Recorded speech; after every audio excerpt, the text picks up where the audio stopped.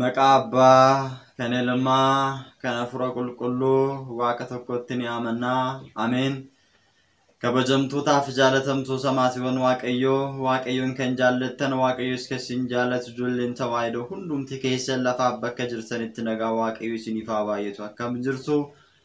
Araarsummaan haadha keenya qulqulleettii dubaroo Maariyaam eegumsi ergamootaa kadhannaan qulqullootaa hunduma keenya faana haa ta'u hanga bara baraatti. Ameen. Egaatiin akka fedhaaf jaalala Waaqayyootti guyyaa har'aa kana kan walitiin barannu, kan walitiin laallu waa'ee ayyaana xilaa irratti qophii kutaa sadaffaa irratti qopheeffadheen isinii dhiyeessa waan ta'eef hanga xumura qophii keenyatti akka hordoftan kabajaan isin affeerra. Yeroo waan darban kutaa tokkoffaa fi kutaa lammaffaa amaloota ayyaana xilaan agarsiisanii fi jireenya mucaa namaa keessatti gochaawwan ayyaana xilaan gochaa turan hafuurri ayyaana xilaa sanyii maal akka gochaa ture kutaa tokkoffaa fi kutaa lammaffaa waliin laalleerra jechuudha. Kutaa sadaffaan har'a isinii dhiyeessu kun immoo isaan irraa xiqqoo adda kan ta'ee fi jireenya mucaa namaa keessatti baay'ee kan namoota hedduu irratti mul'atuu fi ulfaataa kan ta'e waan ta'eef hafuurri ayyaana xilaa kun egaa amaloonni isaa inni itti aanu maalinni akkamittis immoo hafuura ayyaana xilaa kanarraati bilisa bahuu dandeenya, akkamittiin ofirraa ittisuu dandeenya gaafii jedhuu fi deebii jedhus as keessatti ilaallaa jechuudha. Baay'een keessan kutaawwan darbe keessatti kutaa tokkoffaa fi lammaffaa irratti barumsa isin ilaalle irratti baay'een keessan egaa jireenya kiyya keessatti wantoonni isin dabarsitan kun mul'achaa jira, argaa jira. Waan irratti raawwatamaa jirudha waan ta'eef maal godheetinan hafuura kana jalaa bilisa bahuu danda'a jettanii gaafii kan gaafattanis waan jirtaniif walumaa galatti egaa guyyaa har'aa kana kutaa sadaffaa kana keessatti amaloonni ayyaana xilaa kan biroonoo maal faadha fi akkasuma immoo hafuura ayyaana xilaa kana hafuura seexanaa kana jalaati bilisa bahuudhaaf maal gochuu danda'utu nurra jiraata, akkamittis immoo bilisa baana kan jennu kutaa kana keessatti bal'inaatiin kan waliin laallu waan ta'eef isinis maarree hiriyoota keessaniifis ergochuudhaan ofii keessaniifis fayyina argachuudhaaf maatii keessaniif hundumaafiyyuu egaa barnoonni kun hin barbaachisa waan ta'eef sirriitti akka dhaggeeffattan, qalbiidhaan akka dhaggeeffattan gamanumaatiin isin affeeraa gara qophii keenyatti waliin darbina jechuudha. Amaloonni ayyaana xilaan agarsiisan inni biraani hafuurri kun jechuudha dabalataan kan inni agarsiisu hafuura sagaagalummaatiin yookiin hafuura ijjaatiniin namoonni jireenyi isaanii akka jeeqamu, jireenyi namootaa akka hidhamu, waaqayyoon uumaa isaan irraatii akka fagaatan kan taasisu keessaa isa tokkodha jechuudha. Kanas immoo akkamittiin agarsiisuu danda'a jennee yoo laalle dhiiras haa ta'u dubarri tokko jechuudha. Fira dhiyoos haa ta'u, fira fagoos haa ta'u, waan barbaade haa ta'u jechuudha. Nama qaama qullaa tokko yookiin immoo qaamni isaa qullaa bakka ta'e yommuu argan hafuurri kun jechuudha foon isaanii ho'isuudhaan fedhii foonii keessa akka isaan galan, akka isaan sagaagalan, akka isaan ijjan waaqayyoon isaan irraatii akka isaan addaan ba'an hafuura kakaastudha jechuudha hafuurri kun. Kana gaafa jennu fakkeenyaaf dhiirota yoo fudhanne fakkeenyaaf dubartoonni gaafa qaama isaanii qullaa deeman yookiin immoo uffata gabaabaa uffatanii gaafa isaan deeman harmi isaanii gaafa mul'atu, sarbaan isaanii qaamni isaanii gaafa mul'atu, qaamni qullaan isaanii gaafa mul'atu hafuurri kun egaati hafuurri dubartii kanarra jiruu fi hafuurri namticha yookiin mucaa sana keessa jiru walitti dhufuudhaan yookiin wal tuquudhaan fedhii namoota kana lamaanii akka ho'u taasisu jechuudha. Kanaan booddee mucaan mucayyoo argeera gaafa argu jechuudha fedhii foonii keessa akka inni galu karaas hin deema yoo ta'e iddoodhuma argettee gaatii namoonni gochaan akkanaa kan mul'atu maa inni fedhii foonii kun akka isaan tooramu kan kakaasudha jechuudha. Fakkeenyaaf dubartiin tokko karaa deemaa osoo jirtu mucaan tokko alaalaati dhaabbatee mucaa kana gaafa argu uffanni ishii gabaabaa innaa ta'e qaama qullaa ishii gaafa argu dhaabbatee kan deemu dhiisee yookiin immoo kan hojjetu dhiisee ilaalaa jechuudha. Waan akkasii qunnameera ta'uu danda'a yookiin namoota irratti argitanitu ta'a jechuudha waan akkasii. Dhaabbatee ilaalaa jechuudha. Namtichi kun jechuudha dhaabbatee ilaalaa fisis jedhee hafa jechuudha. Hanga ishii fagaattee qaaritutti dhaabbatee ilaalaa. Ishiis yoo ta'e akkasumatti dhaabbattee kan laaltu yookiis immoo hojii hojjetan dhiisanii kan laalan jechuudha. Gaafa kana maal ta'an jechuudha fedhii sana keessa galaniiru qaamni isaanii ho'eera jechuudha. yaadni isaanii gara nama sanaatti akka deemu kan taasisu atattamaan jechuudha sammuu isaanii keessatti kundeekti kan godhu jechuudha afurri kun. Gama biraatiin immoo firas haa ta'u alagaas haa ta'u fageenya irras dhiyoo irras haa jiraatanii jechuudha atattamaan gaafa wanni akkasii argamu gaafa wanni akkasii irratti mul'atu maal godhu fedhii sun akka keessa galuu fi fedhii sanaatiin mohamanii hafuura ijaa keessa akka isaan galan kan taasisuu fi fedhii foonii keessa galanii waaqayyoonis akka isaan gaddisiisan kan taasisudha jechuudha afurri kun. Kana kan inni godhuuf immoo maaliif sababiin isaa jennee yoo laalle dubartiis ta'ee dhiirri jireenya gaa'ilaa isaanii keessatti akka isaan amanamummaa hin arganne akka isaan hin cimne akka jireenya gaa'ila isaaniif hin eebbifamneef dursee afurri kun kan taasisudha jechuudha. Kana keessatti fakkeenyaaf naannoo keessanitti ta'uu danda'a, ollaa keessanitti ta'uu danda'a, yookiin immoo kan beektan ta'uu danda'a. Firaa fi firri waan hin barbaachisne gaafa isaa wajjin hin raawwatan ni argitu jechuudha. Obboleessii fi obboleettiin waan akkasii keessa galanii naannoo keessatti namoota safuu jedhaman yookiis immoo haraamudha jedhanii namoonni akka isaan jibban kan taasisu keessas tokkodha jechuudha. Naannoo jirtan keessatti immoo mudachuu danda'a waan akkanaa. Kana kan taasisuuf namoonni akka namootaan jibbaman, ilaalcha hin taaneen ilaalcha badaadhaan akka isaan laalaman, namaa gaditti akka isaan tuffataman, gaa'ela isaaniidhaaf akka isaan amanamummaa hin qabaanne, jireenya isaaniitiin akka isaan hin eebbifamne gochuudhaaf jechuudha hafuurri inni xilaa kun jireenya isaanii keessatti akka isaan hafuura kanaan qabaman, fedha fooniitiin akka isaan mo'ataman hafuurri kun jalqaba irratti kan taasisudha jechuudha. Gama biraatiin immoo jechuudha dhiirris dubartoonnis halkan irriibaan gaafa isaan rafan jechuudha qaama keessaa akka dhangala'u kan taasisu jechuudha.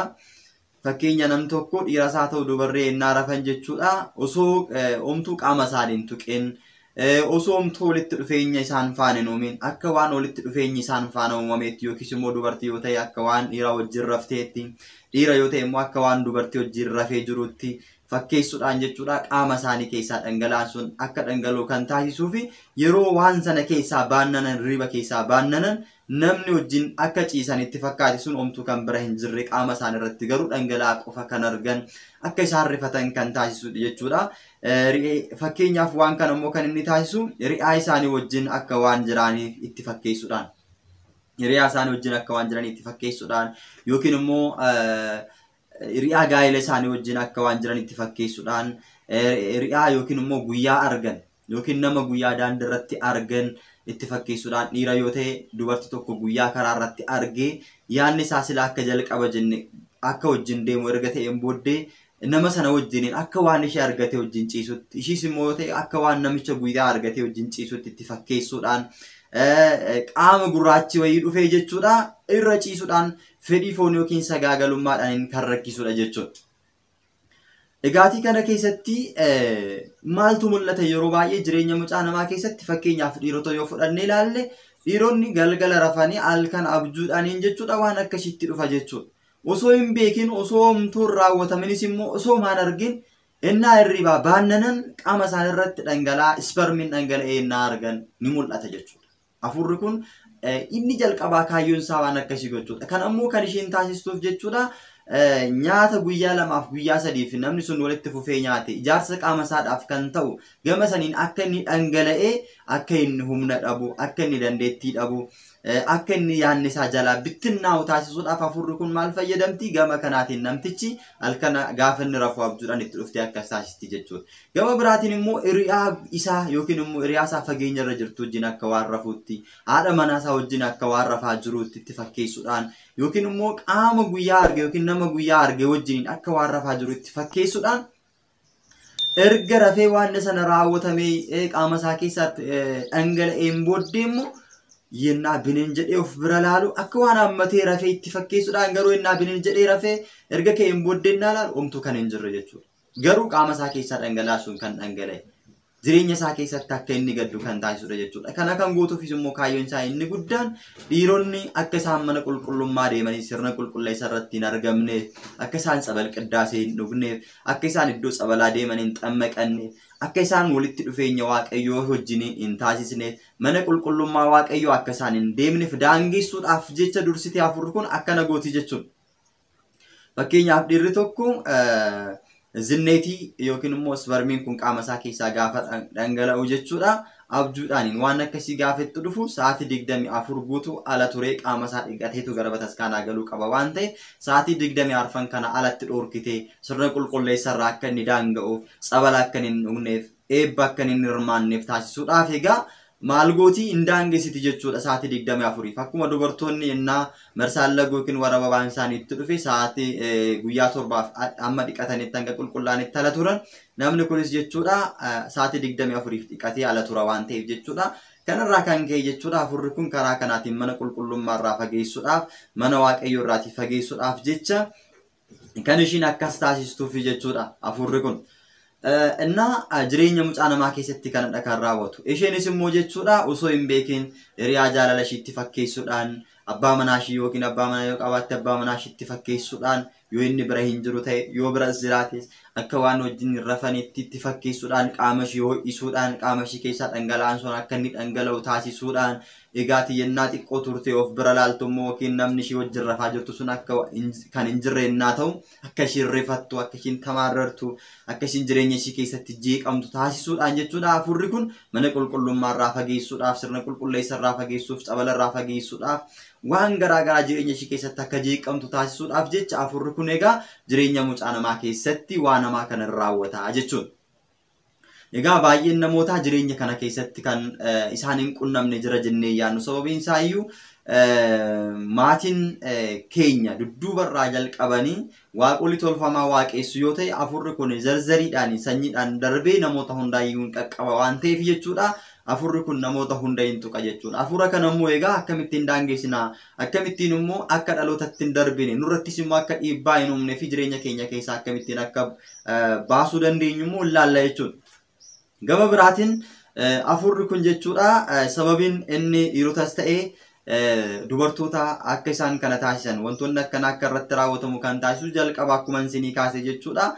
Viitaaminiin qaama isaanii keessa jiru nyaataatiin soorataan kan isaan argatan sun jabeenya qaama isaaniidhaaf akka hin taane akka salphaatti dhangala'ee badu akka faayidaa irra hin oolle akka hojiitti hin jijjiiramne jalaa taasisuudhaaf akka isaan huqqatan akka isaan jireenyi isaanii jeeqamu sammuu willinaa isaaniidhaan boqonnaa akka isaan dhaban taasisuudhaaf jecha afurri kun kana gooti jechuudha.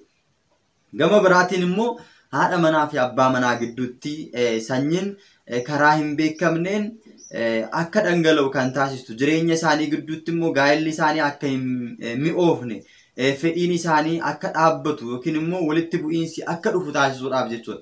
Fakkeenyaaf abbaa manaa fi haadha manaa gidduutti isaan gidduudhaa qaama tokko abbaa manaa yookiin immoo haadha manaa isaan keessaa tokko irratti waan akkanaa raawwatama taanaan fakkeenyaaf abbaa manaa irratti waan akkanaa raawwatama jennee haa fudhannu. Abbaa manaa irratti waan akkanaa gaafa raawwatamu osoo haadha manaa isaa wajjin rafaa jiru akka waan haadha manaa isaa wajjin rafeetti qaama isaa keessaa wanta akkasii akka dhangala'u taasisuudhaan yookiin immoo akka waan ishee wajjin rafaa jirutti akka waan ishee dhungatee ishee wajjin rafaa jirutti fakkeessuudhaan garuu ishee wajjin miti kan inni rafaa jiru jechuudha. Ishee bira miti jechuudha kan inni jiru. Ishee bira jiraatee iyyuu garuu waan akkasii innaa irratti raawwatamu isheenis hin beektu innis hin beeku jechuudha. Garuu akka waan ishee wajjin jiraachaa jirutti yookiin immoo haadha manaa isaa faana ammatee rafuutti fakkeessuudhaan afurri kun qaama isaa keessaati akka dhangala'u hin taasisti jechuudha. Ergasiitiin booddee qaama isaa keessaa erga wanti kun dhangala'e spermiin kun erga ba'ee hin booddee namtichi deebi'ee fedhii dhaba jechuudha. Haadha manaa isaa wajjin walitti dhufeenya uumuudhaaf. Fedhii gaafa dhabu haati manaa isaa immoo akka inni ishee wajjin rafu barbaaddi akka fedhii sana shifana raawwatu innaa barbaaddetti namticha keessaatii qaama isaa keessaatii fedhii suni baheera. Fedhii suni gaafa bahu isheen barbaaddi inni hin barbaadu jechuudha. Sa'aatii kanarratti maal ta'u wala manamummaan hin dhabamaa jechuudha. Maaliif waan inni barbaadu naaf guutuu didee wangeellis kan jedhu maa inni qulqulluun Phaawulos dubbateera yeroo kadhannaatiin alatti yeroo sigdatiitiin fi yeroo waaqayyo wajjin asuuftaniin alatti waliin didinaa jedhee abbaa manaa fi haadha manaa gaa'ellee eebbifamaa akka ta'e erga dubbateen booddee kennee waan jiru maaliif waan akkanaa akkan afaan raawwanneef maaltu sadaangeessa jettee akka isheen isa tuffattu akka ishee wajjiniin walitti bu'an taasisuudhaaf ishee irrattis immoo waan akkanaa gaafa raawwatamu gaafa inni fedhiidhaaf ishee barbaadu isheen waan kana isatti himuu hin sodaatti waan kun irratti akka raawwatame inni hin beeku ishee irratti garuu waan akkanaa raawwatameera qaama ishee keessaatii simmeetiin suni baheera fedhii foonii sun ishee keessaa yeroo sanaaf akka bahu taasiseera diinichi waan ta'eef isa wajjiniin fedhii foonii isa sirrii akka raawwanne daangeessuudhaaf kana waan raawwattuuf yommuu inni barbaadutti isheen hin barbaaddu jechuudha. jireenyi isaanii faallaa ta'a jechuudha. Kanarraa kan ka'e inni maaliif kan isheen ana faana jiraachuun barbaanne ana faana waan akkasii fedhii foonii raawwachuun barbaanne jedhee namtichi itti aaraa jechuudha. Maaliif gaa'elli keenya eebbifamaadha. Inni tokkoffaan egaa gaa'elli kan barbaachise firii bakka buusuudhaaf sagaagalummaarraa fagaachuudhaaf fedhii fooniitiin immoo akka gubatanii iddoo biraatti hin deemne daangessuudhaaf waan ta'eef haati manaan kiyya maaliif na diddi jedhee waan akkasii aarii keessa galuudhaan isaan lamaan gidduutti maaltu uumamaa garaagarummaan akka uumamu taasisuudhaaf jechuudha. Haadha manaa fi abbaa manaa gidduutti kan ishiin kana raawwattu jechuudha. Kanaaf erga kun raawwatameetiin booddee egaa fedhii isaanii dhabama jechuudha. Kanaan booddee haati manaasaa baatee maal gooti waa'ee isaa namootatti haasa'uu jalqabdi jechuudha. Ana xilaan ishii keessa jiru, ana xilaan isa keessa jiruu fi nama biraa keessa jiru walitti dhufee waa'ee namtichaa odeessaa jechuudha. Kanaan booddee dubartoonni yookiin lafa buna dhuganitti walitti qabamanii ennaa jiranitti waa'ee abbaa manaa isaanii akka isaan haasa'an taasisti afurri kun. Ani ko namtichi fedhii hin qabu waan akkanaa hin barbaadu. Ani yeroon waan akkasii barbaadetti ko waan akkasii hin barbaadu jette akka walitti haasa'an. Maal si godhanii taadaa jireenya akkanaa kan waliin hin jiraanne taadaa biddeena wajjin nyaachuu qofaaf wajjin hin jiraattu jedhee afurichi keessa seenee gama biraatiin immoo nama biraarra bulee haadha manaasaa sana tuttuqa jechuudha. Kanaan booddee abbaan manaa fi haati manaa akka isaan addaan ba'an sababa kanaan fedhii isaanii walii eeguu dadhabuudhaan akka isaan addaan ba'an kan taasistudha jechuudha. Afurri kun abbaa manaa fi haadha manaa gidduutti jechuudha garaagarummaa uumuudhaan. Kanaaf akka isaan tuffataman maal si godhanii akka isaan waliin jedhan abbaa manaa isaanii akka isaan tuffatan kan taasisu keessa afurri kun jechuudha. Isa jalqabaati jechuudha. Kaayyoo afura kanaatti dursee waan beekuuf jechuudha. Isa tokko keessaa fedhiin akka dhumu isa tokko irratti immoo fedhiin akka baay'atu taasisuudhaan kana gidduutti fedhiin lamaan isaanii akka waliin eegne taasisee jireenya isaanii addaan baasuudhaaf wal tuffachiisuudhaan wal dhaggeeffachuun akka hin jirre taasisuudhaan afurri kun jireenya isaanii keessatti kan jeequdha jechuudha. Gama biraatiin immoo tasa kakaasuudhaan afura ijaa keessa akka isaan seenan immoo kan taasisus jira jechuudha. Tasa kakaasuudhaan jechuudha. Kan isaan hin fakkaanne wajjiniin, kan isaan hin yaanne wajjiniin immoo akka isaan taasisanis kan raawwatu jira jechuudha. Fakkeenyaaf namni tokko mucaan tokko yookiin dargaggeessa tokko jechuu dandeenya. Dargaggeessi kun tasoo osoo hin beekamin fedhii kanaatiin akka inni muddamee ariifate waan namaa kana keessa akka inni galu taasisti jechuudha. Nama san fakkaanne isa madaallee wajjiniin ishee soo ta'e nama ishee madaallee wajjiniin akka waan kana raawwattu kan taasisu. Fakkeenyaaf namoota isaan madaallee gaafa jennu daa'imman xixiqqoo wajjiniin akka isaan jireenyi isaanii jeeqamuuf jecha haadholii haadha isaanii akka isaanii kan ta'u wajjiniin waan hin barbaachisne akka isaan raawwatan kan taasistu. Nama hin beekamne isaan hin fakkaanne wajjin fedhii foonii muddamaa keessa galchuudhaan namootni akka isaan jireenya sana keessa galanii jeeqaman kan taasisu jechuudha. Fakkeenyaaf namni tokko daa'imman xixiqqoo wajjiniin dargaggeessi tokko gaafa waan akkasii raawwatu qaamni ijoollee sanaa yookiin abbaa fi haati ijoollee sanaa gaafa argan namni sun akka inni qabamu akka inni to'annoo seeraa jala oolu daa'imman sana daffare jedhamee akka inni to'annoo seeraa jala oolu ni taasisti jechuudha afurri kun. Sababiin ishiin kana taasistus immoo kan ishii taasifachuudhaaf kophaatti adda baasifachuudhaaf jechuudha. Fakkeenyaaf dargaggeessi tokko daa'ima tokko irratti waan hin taane gaafa raawwatu afurichi keessa bulee erga kana raawwachiiseen booddee immoo ragaa irratti qopheessee namni sun himatame waggaa 15 fi waggaa 10 akka inni mana hidhaa keessa galu taasisti. Erga achi keessa galeen booddee namtichi maal ta'e jechuudha. Kophaatti adda ishiidhaaf baheera jechuudha. Kanaan booddee abjuudhaan waan ofiishiitti barbaaddu irratti raawwachuu dandeessi akka jalqaba jenne namootaan akka walitti hin dhufne kophaatti daangesite jechuudha. Iddoo sana egaa dhiironni bakka dhiironni hidhamanitti hidhamu dubartootaan waliin argani. Kanaan booddee namtichi sun umurii isaa kana keessatti egaa kophaatti adda bahee ennaa hirriiba isaa rafu keessatti sa'aatii hirriiba isaatti fayyadamuudhaan jireenya isaa zinneetiin isaa qaama isaa keessaa akka dhangala'ee badu taasisuudhaan kophaatti adda baafachuudhaaf jecha akka inni mana hidhaatti galu taasisti. Kana qofa osoo hin ta'in gaa'ilaaf akka inni raawwanneef gaa'ila irraa fageessuudhaaf kan raawwattu jechuudha.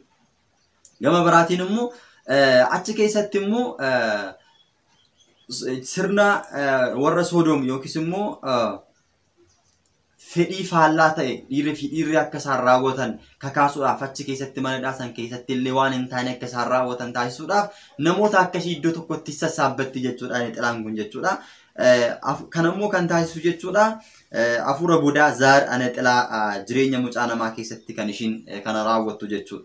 Kanaaf jireenya mucaa namaa keessatti baay'ee ulfaataaf rakkisaa kan ta'e egaa afurra ana xilaa kun gochaawwan akkanaa raawwatti jechuudha.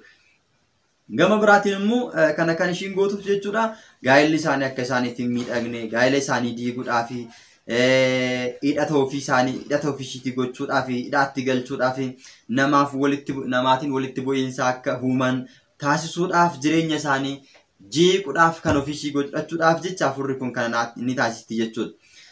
Kana qofa osoo hin ta'in namoota cawaadha jedhaman naannoo keessatti ollaa keessatti namoota cawaadha jedhamanii beekaman dubartootas haa ta'anii dhiirotas haa ta'anii namni kun immoo cawaadha ijaan ol jedhee nama laalu osoo qubayyoo afaan kaanii nama ciniinu jedhanii namoonni naannoo keessatti waa'ee nama kanaarratti amantaa kan qaban yookiin immoo abalukkoo naman tuqu abalukkoo cawaadha jireenya isaadhaaf gaa'ela isaadhaaf amanamaadha jedhamee nama naannoo keessatti jechuudha beekamu yookiin immoo nama naannoo keessatti waa'een isaa haasa'amu irratti illee maal gooti tasa osoo hin beekamin jireenya hin taane keessa akka inni galee namoota kaleessa isa jaalatan sanaan akka jibbamu ni taasisti jechuudha. Dubartoota hin tuqu ol jedhee nama hin ilaalu gadi jedhee deema kan jedhan jechuudha dhiiras ta'ee dubartiin jechuudha maal gooti ni jiru jechuudha naannoo keessatti garuu egaa dubartoonni ta'ee dhiironni waan akkanaatiin yaadaman jedhamanii yaadaman kun waan akkanaa waluun godhu jedhamanii yaadaman kun osoo isaan godhanii akka isaan mul'atan osoo waan akkasii raawwatanii akka isaan argaman jireenyi isaanii akka jeeqamu namoota naannoo isaaniitiin akka isaan tuffataman naannoo keessatti ganda keessatti akka isaan tuffatamanii fi akkasuma akkan jalqaba isiniin jedhe egaa waan akkasii raawwachuu isaaniitiin gocha akkasii raawwachuu isaaniitiin yookiin haadha manaa nama osoo qabanuu haadha manaa namaa bira deemuudhaan yookiin nama hin barbaachisne bira deemuudhaan naannoo keessatti akka isaan tuffataman taasisuudhaaf jecha afurri kun maal gooti waan akkasii kana namoota akkasii irratti sin raawwatti jechuudha. Kanaaf of eeggannoo gochuun barbaachisaadha jechuudha. Gama biraatiin egaa akka amma isiniin jedhe dubartiin cawaadha jedhamte kun egaa namoota wajjiniin gaafa ishiin ciistu abbaa manaa osoo qabdu abbaa manaa ishii dhiiste gaafa ishiin namoota biraa faana sagaagalummaa raawwattu namtichis immoo dhiirri cawaadha jedhamee gaa'ela isaatiif amanamaadha jedhamee amala qabeessadha jedhamee naannoo keessatti beekamaa ta'e sun dubartoota waliin ennaa hin ciisu akka inni mul'atu gochuudhaan egaa afurri kun jireenya gaa'ela isaa hin jeeqxi jechuudha. Dubartoonnis dhiira waliin yeroo isheen ciiftu fakkeenya dirqamaan gudeedamuudhaan ta'uu danda'a. Waan tasa uumamuutiin akka uumamu gochuudhaan hojii akkasii akka isaan raawwatan gochuudhaan namoonni kun akka tuffataman akka isaan naannoo keessatti jireenya isaanii keessatti baqachiifaman yookiin immoo akka isaan baqatan namoonni akka isaan walitti bu'an taasisuudhaan egaa afurri kun waan guddaa raawwatti jechuudha. Keessumattuu jechuudha dubartoota irratti waan akkasii kan ishiin raawwattuuf maa'inni tasa akka isaan gudeedaman tasa akka dhiirota biraatiin dirqiidhaan akka isaan waan akkasii irratti raawwatamu kan ishiin taasisuuf kaayyoon ishiin guddaan dubartiin sun cawaadha jedhamtee naannoo keessatti kaleessa taa'aa kan turte dubartiin sun jireenya ishii keessatti amanamtuudha kan jedhamte amanamummaa ishee akka jalaa baduuf ergasiitiin booddee dubartiin kun ikkoo abaluu wajjiniin waan akkanaa taatetti abaluyyuu waan akkasii irratti raawwateera isa qofa osoo hin ta'in immoo kanaan booddee waan akkasii erga irratti raawwatameen booddee namootuma hunda wajjiniin akka isheen ishii jettee jireenya ishee keessatti waan akkasii keessaa afura sagaagalummaa keessa akka ishiin galtu taasisuudhaan dubartiin kun ikkoo tidaariidhaaf hin taatu gaa'elaaf hin taatu jedhanii namoonni akka ishii baqatan taasisuudhaaf akkasuma dhiirris immoo namni kun yeroo hunda waan akkasii raawwata dubartoota irratti waan akkasii raawwata waan ta'eef jireenya gaa'elaaf hin ta'u jedhanii dubartoonni tuffatanii gaa'elaaf kan isa barbaadan hundumtu akka irraa baqatan kan taasistuuf jechuudha. Sababa kanaafidha jechuudha kan ishiin kana taasistu. Gama biraatiin immoo kan ishiin gootuuf jechuudha kan gootu immoo budaa hanexilaadha jechuudha. Fakkeenyaaf budaa hanexilaan kun abbaan mucaa yookiin immoo abbaan namichaa sun fakkeenyaa fi dargaggeessi tokko waan akkasii raawwatu yoo ta'e abbaan isaa mana jireenya isaa keessatti ni machaa yoo ta'e jireenya isaa keessatti gaa'ela isaa keessatti hin sagaagala yoo ta'e alatti kan yeroo isaa dabarsu yoo ta'e yookiin immoo gubu yoo ta'e kan dhugu kan machaa'u yoo ta'e dubartoota biraa wajjiniin waan adda addaa kan raawwatu yoo ta'e dubartoota hedduu wajjin kan jiraatu yoo ta'e afurra haneexilaa abbaarra jirtu kun gara mucaatti darbitee jireenya mucaa sanaa haala kanaatiin kan ishiin jeeqxu jechuudha. Dubartoota irra haaluma sanaatiin kan ishiin darbitu jechuudha.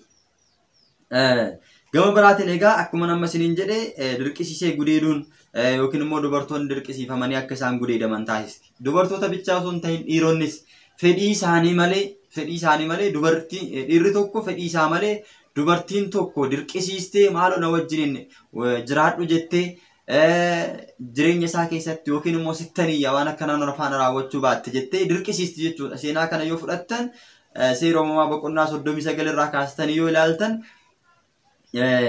Yoosefi gara biyya Gibxitti gurguramee mana Phixfaaraa keessa galeera. Phixfaaraan immoo Yoosefin amanee mana isaa jireenya isaa hunduma hojjettoota isaa hunduma haadha manaa isaa hunduma amanee Yoosefitti kennee gara biyya biraatti ennaa godaanetti haati manaa Phixfaaraa Yoosef wajjiniin sagaagalummaa raawwachuu barbaaddee turte jechuudha. Kanarraa kan ka'e Yoosefin gara kutaa ciisicha isheetti ennaa waamtetti Yoosef immoo ani waan akkanaan raawwadhu fuula Waaqayyoo fuulduratti waan akkanaan raawwadhu jedhee ennaa inni didutti jechuudha.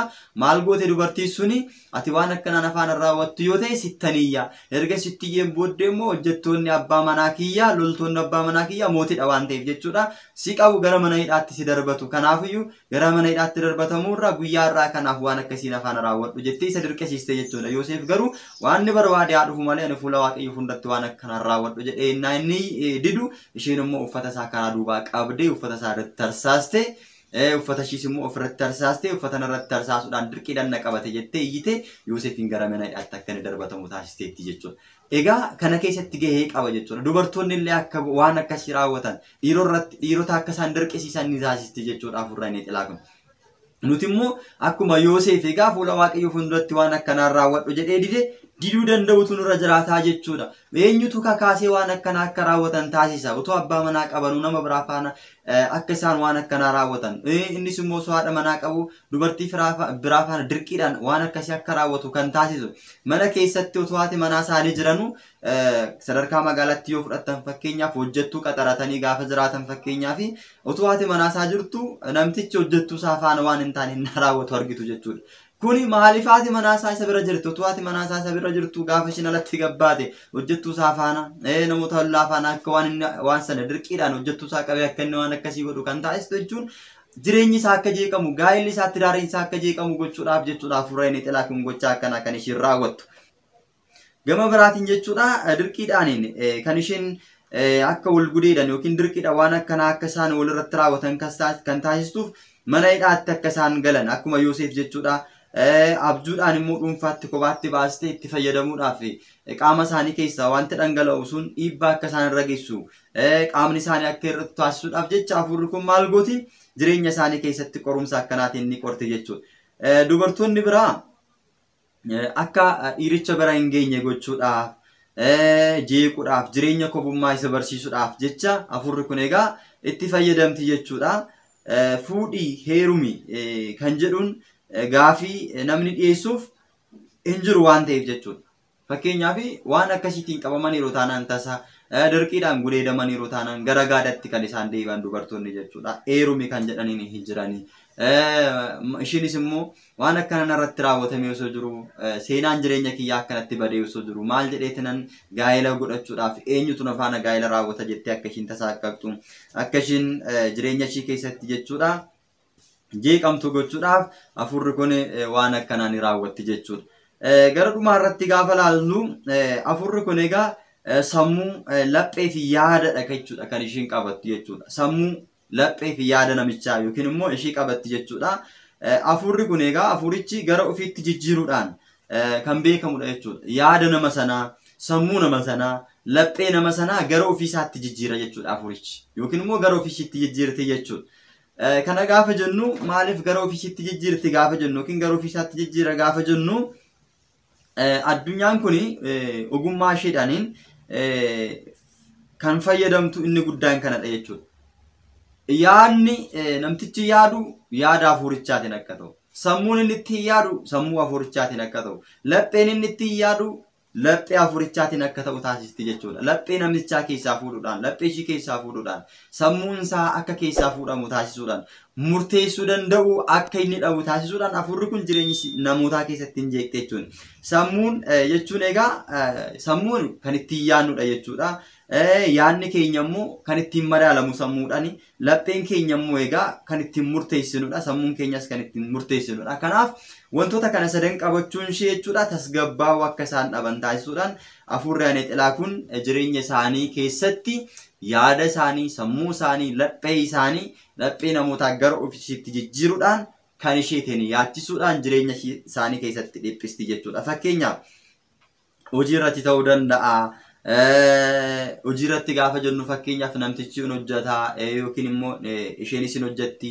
Hojii kana keessatti milkaa'ina akka dhaban. Eenyutu hojiin hojjetaa? Isheenis hojiin hojjetti jechuudha afurri sun. Fakkeenya namichi gaafa hojjetu afurris hojiin hojjetaa jechuudha. Afurichis hojiin hojjetaa kanaan booddee qixxeeratu. Dhumarratti jechuudha gaafa hojjetanii waan argatan sana waan hojjete namtichi walitti sassaabee gaafa jedhu gaafaas deebi'ee hin jiru jechuudha birrii gimaash. Eessan kaa'ee jedha. Eessan ol kaa'ee jedha. Namtichi osuma yookiin immoo waan sana lakkaa'ee kaa'ee osoo jiru eessan kaa'ee ganzaba sana barbaadee dhaba jechuudha. Yookiin immoo baasii maalittan baasee waan itti baasee akka inni yaadanne goote jechuudha. Fudhattee jechuudha afuri salaabii jedhama jechuudha. Afura salaabii inni xilaa jedhama jechuudha.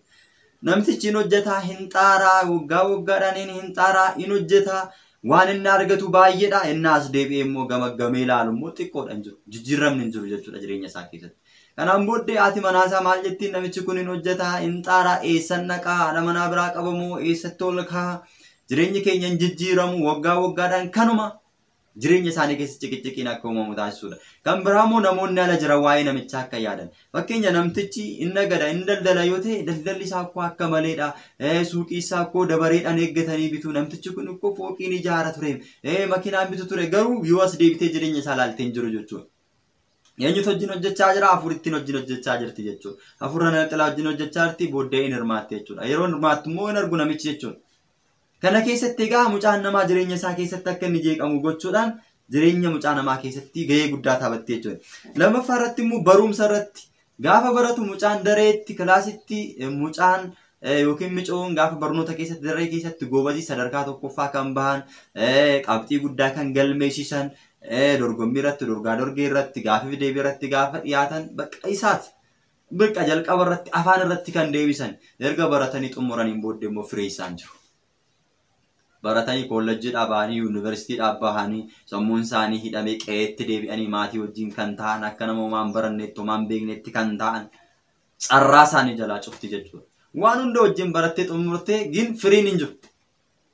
Kun kan kana taasisu maaliif sammuu ishee sammuu nama sanaa gara ofiitti jijjiirteetti waan ta'eef jechuudha. Sammuun nama sanaa kan inni ittiin barachaa ture, kan inni ittiin yaadaa ture, kan inni ittiin tokkoffaa bahaa ture. Maalidhaani sammuu afuura sanaatiin yaada afuura sanaatiin laphee afuura sanaatiin waan ta'eef kanaafuu firiin kennituuf jechuudha nama sanaa. Inni biraan gaafa laallu carraadhaan jechuudha. Carraa ta'uudhaan afuurri kun jireenya isaa keessatti yookiin jireenya ishee keessatti kan ofii ishee mijeeffatti jechuudha. Carraan nama sanaa carraa gaarii yoo ta'e carraa nama sanaa jalaa fuudhuudhaan nama ofii isheetti barbaadduuf laachuudhaan carraan isaa akka hin milkoofne taasisuudhaan waan hojjete hundumtiyyuu itti agarsiistee jalaa fudhatti jechuudha. Itti agarsiistee jalaa fudhatti. Gaafa san namticha akka inni aaru taasisuudhaan jireenya isaa keessatti namticha akka inni jeeqamu kan taasistu afurri kun jechuudha. Gama biraatiin immoo qarshii argatan irratti jalqaba akkuma jenne jechuudha. Qarshii innaa argatan qarshii sun booddee hin jiru. Qarshii baay'ee lakkaa'u gaafa hojiitti jijjiiruu barbaadan hin jiru. Xiqqoo ta'a jechuudha. Kana irratti jireenya mucaa namaa kan jeeqtu. Afurri kun egaa afuura baay'ee jireenya namaa keessatti waan hin taane raawwattudha jechuudha. Gama biraatiin jechuudha afurri kun hojii gaariif jechuudha. Hojii gaarii kan hin jaalanne. Namtichi gaafa inni hiyyeessota gargaaruu barbaadu, gaafa warra dhukkubsatan gaafachuu barbaadu, kan beela'etti gaafa nyaachisuu barbaadu, kan dheebote gaafa baasuu barbaadu, kan daaretti gaafa inni uffisuu barbaadu, laphee namichaa jijjiirti jechuudha. Hin ta'u qarshiin keessi jalaa dhuma. Maaliif xaartaa?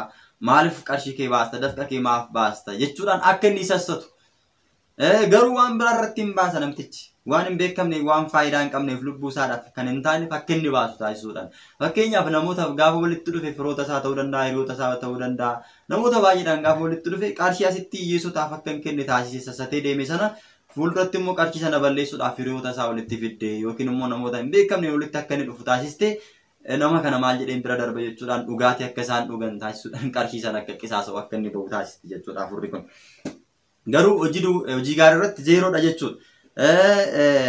Hiyyeessaaf akka hin kennine taasiste jechuudha. Akkuma amma siliin jenne lammaffaa immoo haadhaaf abbaa isaadhaaf namni kun baratee yookiin carraa guddaa argatee iddoo guddaa gaafa ga'e qarshii gaafa argatu hojjetee gaafa milkaa'e haadhaaf abbaa isaadhaaf akka inni hin yaadne taasiste. Haadhaaf abbaa isaa isa guddisan yookiin immoo ishee guddisan sana akka ishiin deebitee hin yaadne akka inni deebi'ee hin yaadne taasiste jechuudha afurri kun.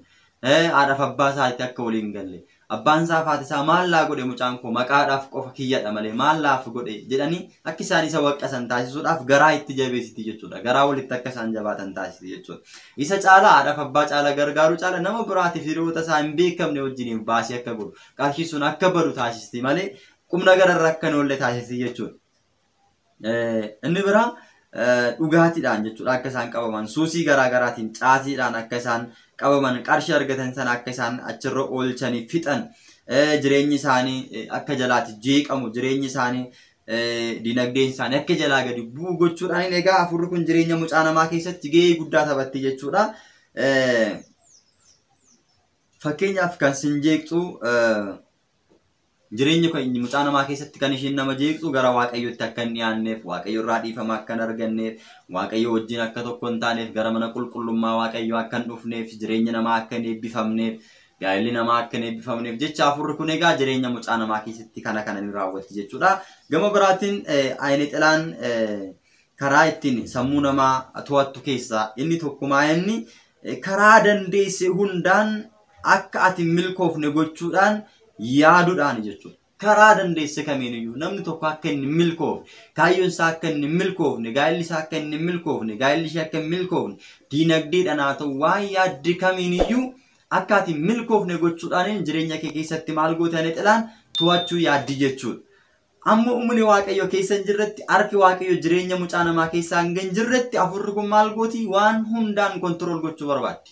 Karooraatii baastuu irratti kaayyooti yaaddu hunduma irratti gaa'elaati raawwachuudhaaf yaadde hunduma irratti akkasiif hin milkoofneef dursitee afurri kun hin yaaddi jechuudha.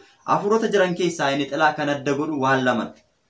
Inni jalqabaan amala kee wajjin wal fakkaachuudhaan amala mucaa namaa wajjin wal fakkaachuudhaan ati fakkeenyaa fi waan gaarii jaalatte yoo ta'e waan gaarii jaalachuudhaan si faana deemuudhaan akkasuma immoo namni tokko jireenya isaa keessatti amala inni fakkaatu in aara yoo ta'e aariidhaan seenuudhaan yeroo hundammoo in sassata yoo ta'e hafuura sassataadhaan akkasumatti amala namichaa fakkaachuudhaan deemuun ani xilaa adda taasisa jechuudha afurota biraarraa. Inni biraan immoo dursitee yaaduudhaan dursitee waan ati yaadde waan ati karoorsite dursitee hin beekti jechuudha. Fakkeenyaaf akkamittiin waan ati yaadde dursitee beekti jechuu dandeessu fakkeenyaaf. Namni tokko waaqayyotti nama nu jennu jireenya isaa keessatti gaafa dhiphatu gaafa rakkatu waaqayyoon hin beeku namni sun gaafa waaqayyo irraa fagaatu wajjin jirti waan ta'eef namni sun maal godha gara mana qaalluu deemee waa'ee isaa raajjifachuu barbaadu yookiin mana qaallitti mana daangoo malee karaa dubbistuu deemee waa'ee isaa carraa isaa akka itti himan waan rakkate akka itti himtu hin barbaada jechuudha. Gaafa kana egaa namtichi achi dhaqa jedhee borunan dhaqa jedhee gaafa inni yaadu afurri sun dursitee haala mijeessiti jechuudha. Isa dursitee yaadeera waan ta'eef namtichi sun. Dursitee gaafa inni namticha sana bira dhaqee namtichi waa'ee rakkina isaa gaafachuudhaan dursa waan taatee isarratti ta'e itti himaa jechuudha. Namichi afuraa qabamee qaallichi sun jechuudha. Yookiin immoo waa beekaa inni jedhamu sun jechuudha. Afuura sanaan guutamee waan jiru. Afuurra inni xilaa kun dursitee namichaaf maal gooti informationii kenniti. Karaa irratti namni akkanaa sitti hin dhufne, mana kee bukkee namni akkanaa hin jiru, saree gurraattii sitti hin dhufne, dubartii gurraattii sitti hin dhufne, namni akkanaa sitti hin dhufne, jireenya kee keessatti gaafa tokko akkana taatee iddoo akkanaatti hin kufne. Bakka waan sirratti raawwatame keessaa tokko caqastee waan ittiin si amansiisuu dandeessu dursitee namichatti himteetti hidhattee waan ta'eef namichi kana si gaafata. Dhuguma jettee amanta. Kanaan booddee bakka dhugumadha kun waaquma dhugaadha jettee amanta jechuudha. Kanaan booddee jireenya kee keessatti egaa yeroodhaaf akkana godhisiin jedha hingoota ati hunduu maal gochaa deemta inni karaa ittiin sitti firoomu mala sitti himaa deemaa jechuudha. Karaa itti waaqayyo irraa si fageessu. Kanaaf dursitee beekti jechuudha.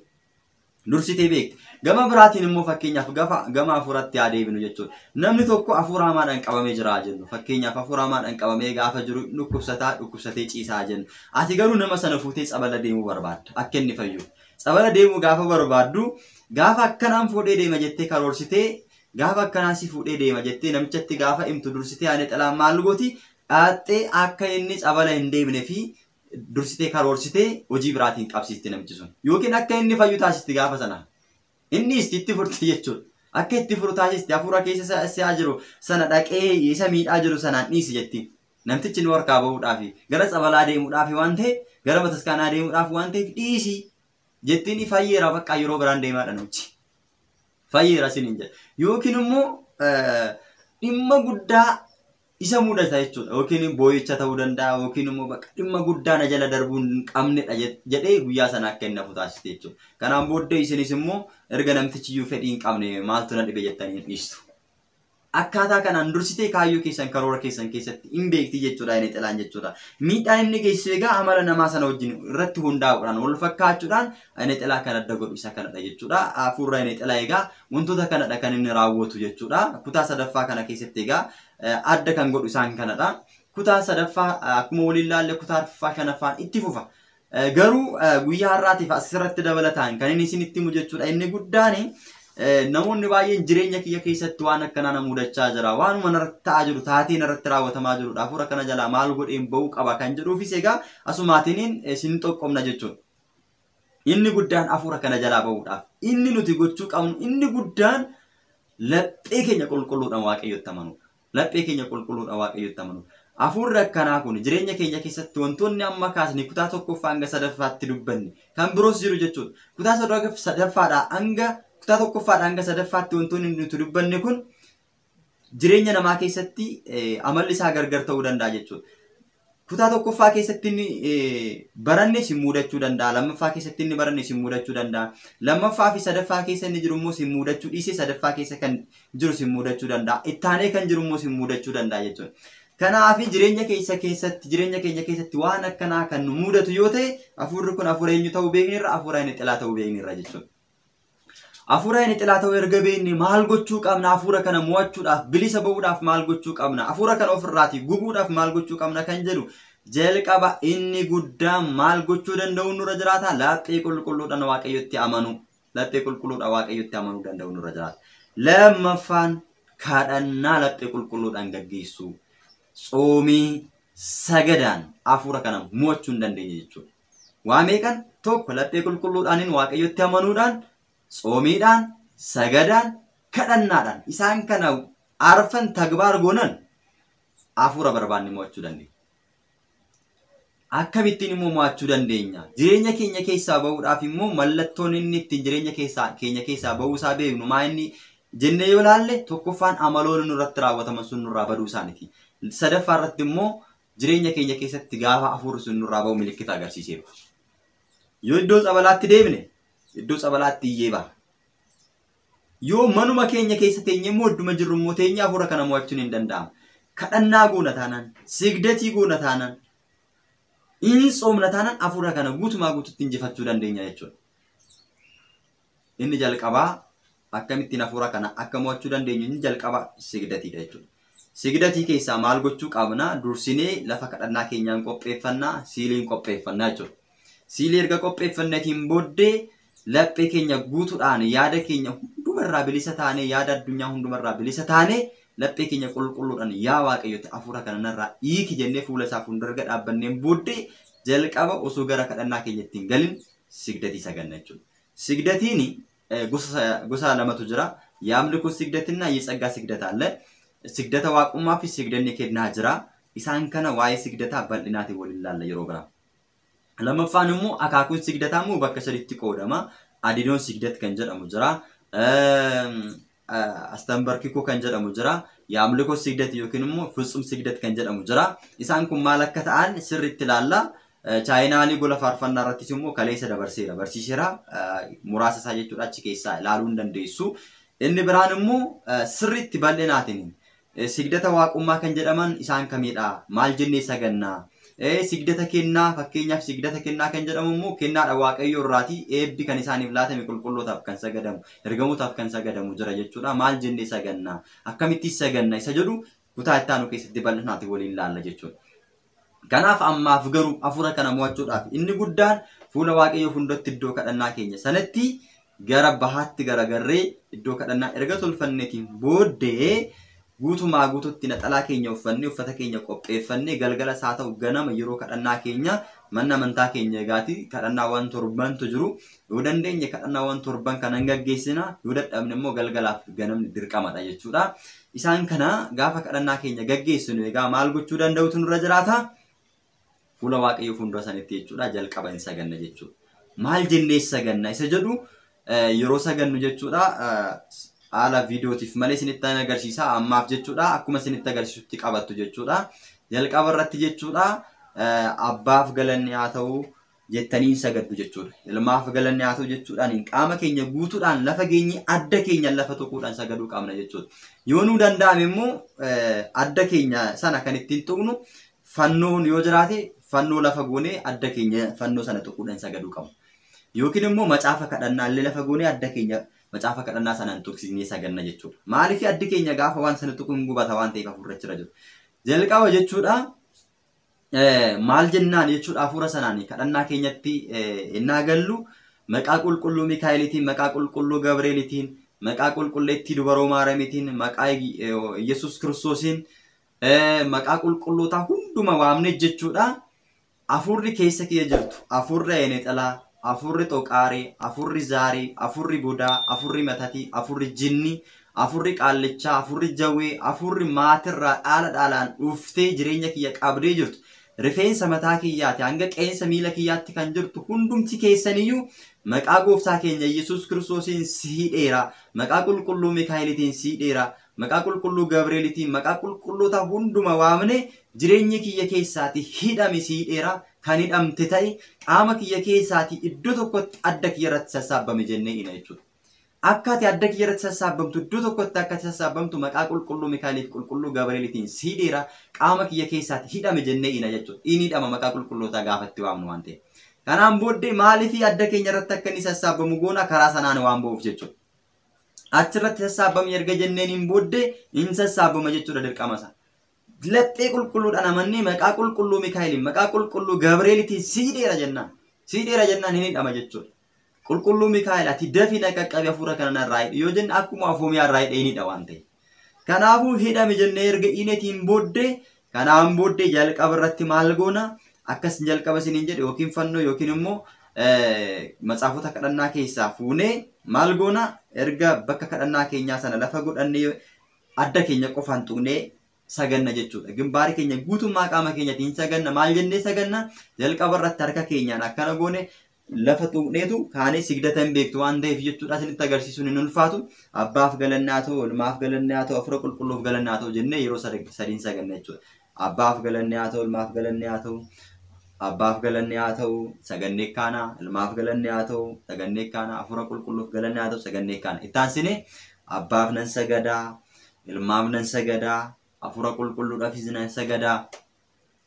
Haadha keenya qulqulleetti durboo Maariyaamiif nan sagadaa. Fannoo gooftaa keenya Yesuus Kiristoosiif nan sagadaa.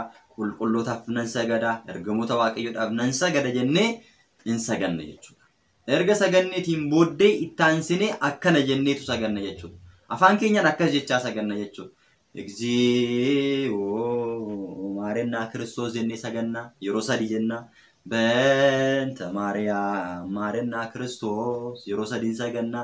Kiraalaayiso yeroo sadii saganna kiraalaayiso jecha oo amlaak yeroo sadii oo amlaak jecha saganna oo Kiristoos yeroo sadii oo Kiristoos jecha hin saganna adda keenyaan matsaafa sana yookiin immoo fannoo tuqne oo Kiristoos erga jenneen booddee Eeloohee jennee hin saganna achiin booddee yaadannaa kamaatu yisawwarinna በምሕረቱ በእንተ ማርያም ወላዲቱ ጀኔ ሰገና jechuudha yeroo isaati ያድነነ ከመዓቱ ይሰውርነ በምሕረቱ በእንተ ማርያም ወላዲቱ ያድነነ እመቱ ይሰውርነ በምሕረቱ በእንተ ማርያም ወላዲቱ ጀኔ yeroo sadii kufnee kaanii saganna jechuudha.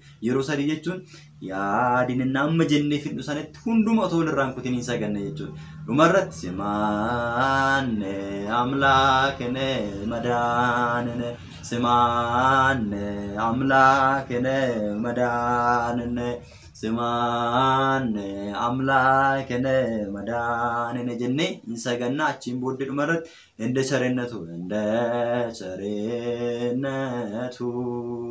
አቤቱ ማረን jennee kadhannaa sana hanga xumuraatti sagannee achiin booddee kadhannaa keenya itti fufnee hafuura sanaan nurraa hidhame maqaa qulqulluu Mikaa'eliitiin hidhame qaama kiyya keessaa laphee bakka sin dhukkubu hundumaan dhooftu jechuudha. Laphee keessa sin dhukkuba yoo ta'e laphee kiyya keessaa, sammuu kiyya keessaa, luka kiyya keessaa, harka kiyya keessaa, qaama kiyya keessaa wantoota immoo isin irratti raawwatu abjuudhaan sinitti dhufa yoo ta'e abjuudhaan kan natti dhuftee halkan na rakkistu maqaa qulqulluu Mikaa'eliitiin hidhame, maqaa Sillaasiitiin siidheera hidhame. Jireenya kiyya kan jeeqxu, yaada kiyya kan akka tamsa'u gootu kana qofa miti. Jireenya kiyya irratti kan na jeeqxu, qarshiin argadhu hundumti akkan barakanne kan gootu, afurri salaabii, afurri hundumtu, afurri matate jinni hundumtu maqaa gooftaa keenya Yesuus Kiristoosiin siidheera, maqaa Sillaasiitiin siidheera jennee hiniina jechuudha. Kanaan booddee dhumarratti sigdatii keenya xumurree kadhannaa keenya hunduma matsaafarraa yoo kadhanne, lapheedhaan yoo kadhanne, waan yaadne Waaqayyotti mannee erga kadhanneen booddee maqaa Sillaasiitiin, maqaa qulqulluu Mikaa'eliitiin qaama kiyya keessaa gubadhuutii bahi Sillaaseen si haa gubu jennee yeroo hundoota walirraan kutin hin kadhanna jechuudha. Kanaan booddee hafuurichi maal ta'a deemaa? Dadhabaa deema jechuudha. Yeroo tokko gasin dhiisuu danda'a jechuudha. Isin itti fuftanii kadhattu hin argitu jijjiirama jechuudha. Kanaan booddee jireenya keessan keessatti maal ta'a deema?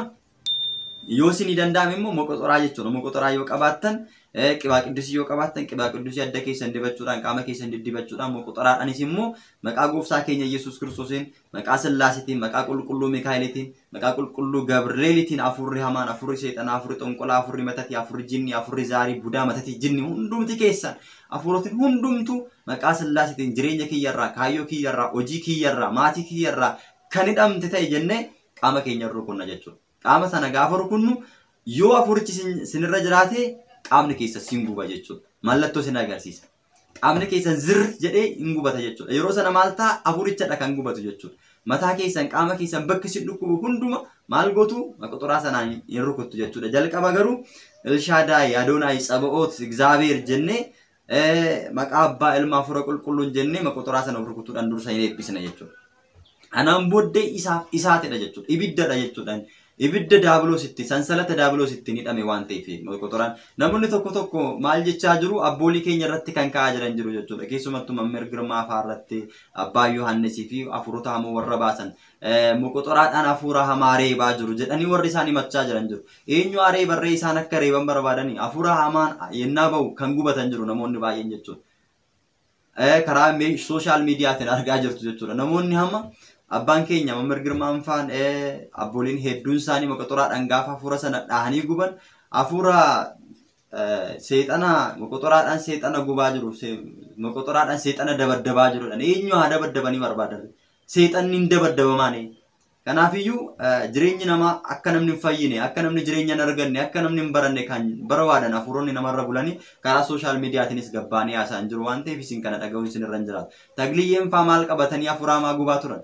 Meeshaa waraanaa matariyeesii qabatan hin qabanne. Matariyeesiin cimaan moqoxoraadha, kadhannaadha, sigdatidha, tsoomidha. Abuna Garba Manfas Qudus maalidhaan biyya kanaaf kadhachaa turan? Gubaa kan turan maalni? Kadhannaadha miti, sagadaa turan miti, tsoomaa turan miti, moqoxoraadhaan miti kan isaan hafuura hamaa sana baasan. Kanaafiyyuu arras kaleessa abbootii keenya irratti ka'aa kan ture. Yesuus Kiristoos irratti, Yesuus Kiristoos guyyaa sanbataatiin dhukkubsattoota fayyisa jedhee Yihuudoota irra bulee afurri ka'aa ture.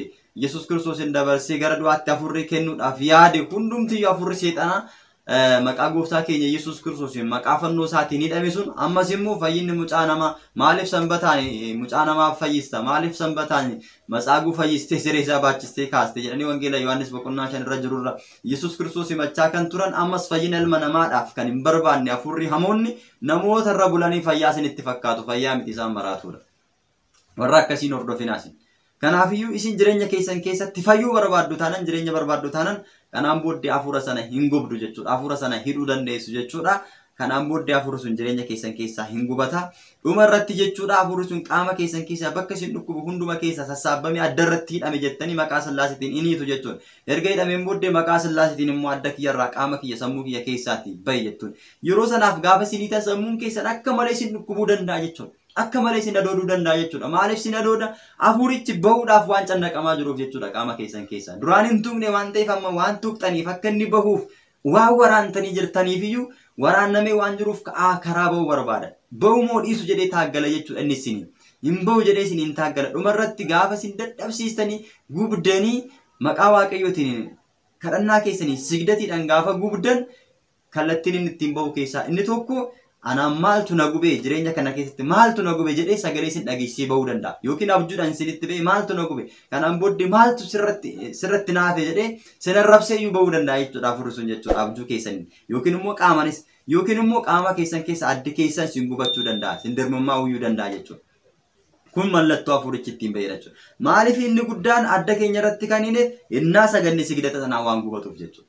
Sigdata waan hin jaalanneef sagaduu didee samiirraa waan kufeefidha jechuudha. Inni guddaan waaqaf sagadi jedhamee saaxanaa yeroo sana ergamoonni waaqayyo waaqaf gaafa hojjetan waaqaf sagadaa waaqaf hojjedhaa jennaan waaqaf sagadu aniyyuu waaqa jedhee akka namni isaaf sagadu waan barbaadee dhufeef isa gaddataanan bakka kee ga'uu hin danda'u jechuudha. Afurri hamaan bakka kee ga'uu hin danda'u gimbaarii keetiin lafa tuqxee masqalii tuqxee kadhanna macaafota kadhannaa tuqxee isa gaddataanan kaleessa sagaduu didee samiirraa bu'ee waan ta'e isa gaddataanan isaafati eeboo guddaadha jechuudha. Safara kee ga'uu hin danda'u. Bakka kee ga'uu hin danda'u. Jireenya kee keessa ga'uu hin danda'u. Sagada bichaa miti kadhannaawwan amma isiniin jedhe taasisuun hidhuu danda'u isinirra jiraata. Hidhame maqaa Sillaaseen maqaa qulqulleetti dubaroo maara miti. Sii dhiira jennaan inni hidhama. Akkaataa kanaan jireenya keessan keessaa baasuu hin dandeessu. Kana taasisaatii laphee qulqulluudhaan jijjiirama jireenya keessan keessatti dhufu ilaala. Kutaa arfaffaa immoo yeroo itti fufnaa sigdata akkamitti sagaduu dandeenya. Sigdanni waaqummaa fi sigdanni kennaa isa kamidha. Akkasuma immoo guyyoota ayyaanaa gaafa sanbata lamaan qadaamiif sanbata 21 gaafa guyyoota ayyaanaa gaafa 12 29 guyyaa sanoo akkamitti saganna maal jennee saganna sigdanni sagadamoo maalidha kan jennu kutaa itti aanu keessatti waliin laalla. Kan nu barsiise kan nu gorse maqaa waaqayyo kan galateeffame haa ta'u viidiyoo kana obboloota keessaniif sheer godhaa fayyina akka argatan isaan affeera. Wasbaatan Egzaabeer wala walaaditu dingil wala masqalii kibir qoyyan. Amiin.